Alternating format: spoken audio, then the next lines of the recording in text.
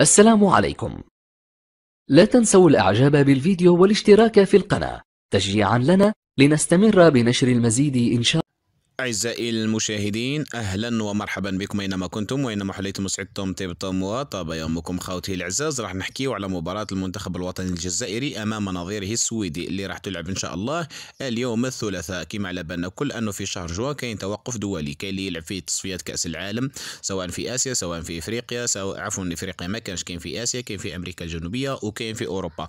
أما بالنسبة في إفريقيا كاين مباريات ودية ومن بينها المنتخب الوطني الجزائري اللي برمج في توقف الدولي لشهر جوا. برمج مباراتين، المباراة الأولى أمام نادي الرواندي نعم، وفزنا عليه داخل الديار في ملعب حملاوي بهدفين مقابل صفر.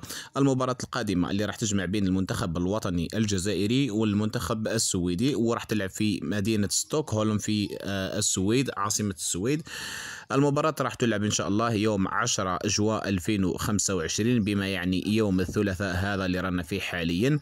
المباراة ستكون منقولة ابتداء من المباراة ستكون منقولة على قناة الأرضية الجزائرية، بعدما كانت في السابق قالوا لنا بلي راح تبث على قناة السادسة الشبابية، لكنهم غيروا وخلاوا المباراة راح تنقل على قناة الأرضية الجزائرية.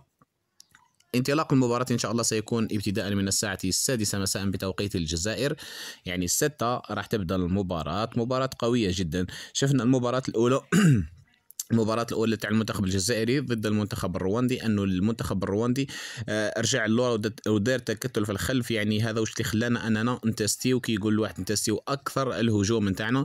لكن عكس ذلك في مباراة السويد اللي راح نشوفوا فيها الهجوم نتاعنا وراح نتستيو الهجوم تاعنا أكثر، لأنه المنتخب السويدي راح نتستيو فيها الدفاع نتاعنا أكثر، لأنه المنتخب السويدي معروف حتى هو باللعب نتاعو، معروف أنه يهاجم أكثر من ما راهو يدافع.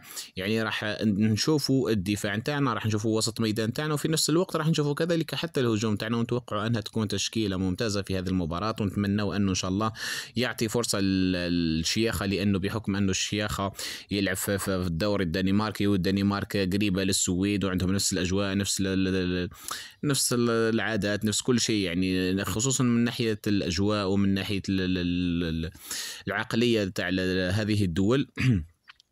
كذلك نشوفوا بربي ان شاء الله راح يكون ابراهيم مازا، راح يكون فارس شايبي، راح نلاحظوا تغييرات، خصوصا انه مثلا كيما بلايلي راح، كيما توغاي راح، هذو راحوا مع نادي الترجي لانهم راح يلعبوا كاس العالم. نشوفوا كذلك في البدايه انه راح عبد الله وغيطون، كذلك عموره اللي اصيب، يعني راح تكون تبديلات، وراح نشوفوا تشكيله اخرى في مباراه منتخب الجزائر ضد منتخب السويد. كما قلنا لكم المباراة راح تكون إن شاء الله يوم الثلاثاء 10 جوان 2025، يعني اليوم، بداية من الساعة 6 مساء بتوقيت الجزائر، وتكون منقولة حصريا على قناة الأرضية الجزائرية. بتمنى التوفيق والنجاح إن شاء الله للمنتخب الوطني. وشفنا أنه الجالية الجزائرية كيف استقبلت المنتخب الوطني في مطار ستوكهولم في عاصمة السويد، كان استقبال حار وكان تصوير مع اللاعبين، وشفنا كذلك قدوم اللاعب ريان أيت نوري اللي أمضى رسميا عقد مع نادي مانشستر سيتي لمدة 5 مواسم إلى غاية صيف 2030 بقيمة تقدر 40 مليون يورو. يعني بسم الله ما شاء الله. ورجع عندنا لاعب جديد كذلك في نادي مانشستر سيتي، بعدما كان رياض محرز هو اللاعب الذي صنع التاريخ في نادي مانشستر سيتي، هو لاعب جزائري آخر يعود إلى هذا النادي.